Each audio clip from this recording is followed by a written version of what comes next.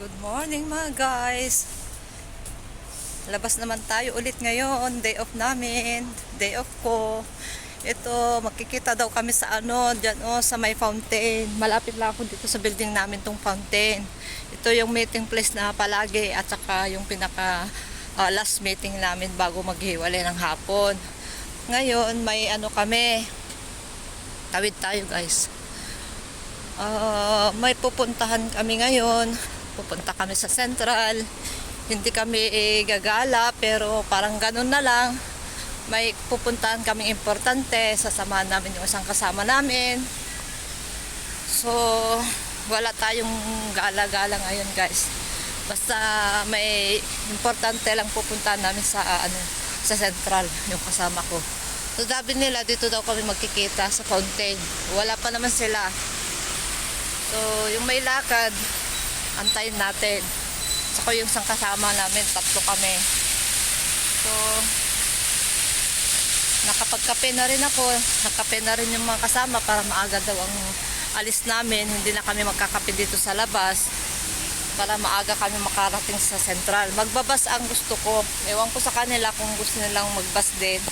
Kasi pag bus, isang sakayan lang, pagbaba mo doon na Central. Pero pag sa MTR kasi mabilis nga lang MTR tren. Kaso lang dami mo paakyatin, baba akyat, baba. Tapos maglakad ka pa-exit o pa-enter.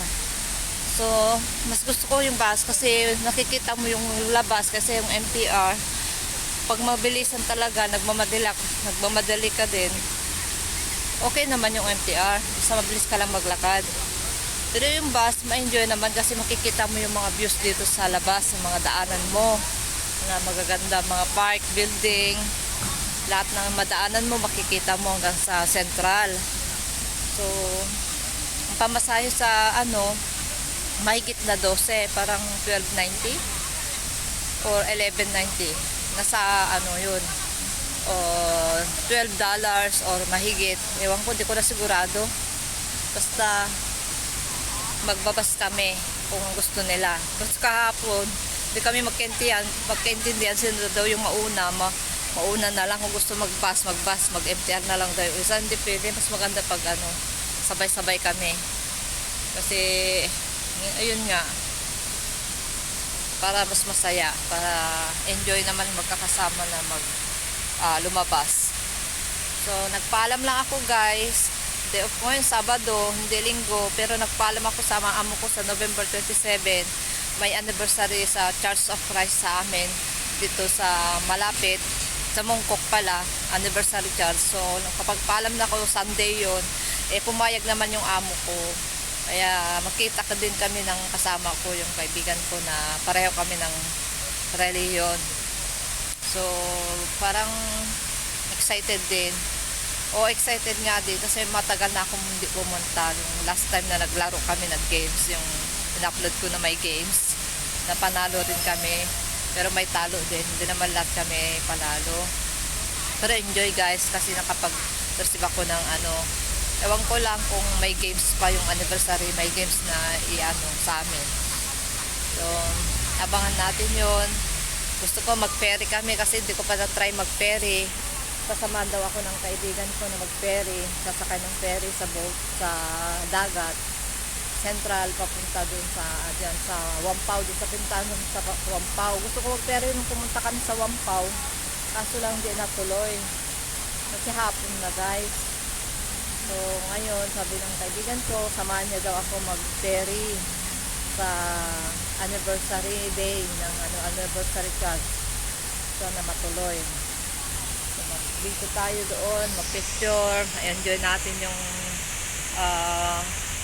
maglibot dito sa Hong Kong.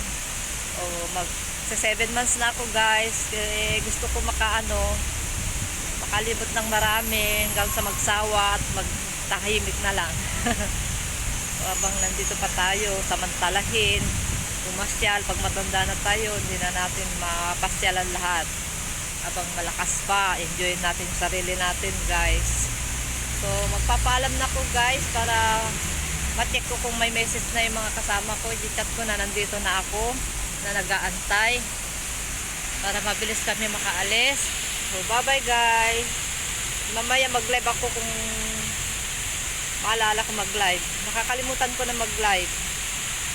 So, bye-bye na muna. Oh, naka-jacket ako. Hindi na ako nagdala ng payong kasi mabigat. Jacket na lang kasi maaraw, minsan maaraw. Ngayon madilim-dilim na kasi November na, medyo malamig na talaga. Medyo malamig na, hindi pa masyadong malamig. Tama lang. So, bye-bye. Dami ko na lang sabi. So, yan ang buhay OFW. Anjos Kitchen tayo. So, paglabas, pag sa bahay, mga lulutuin. Marami pa akong upload pero natambak na guys. Wala kasi akong oras. So, bye-bye.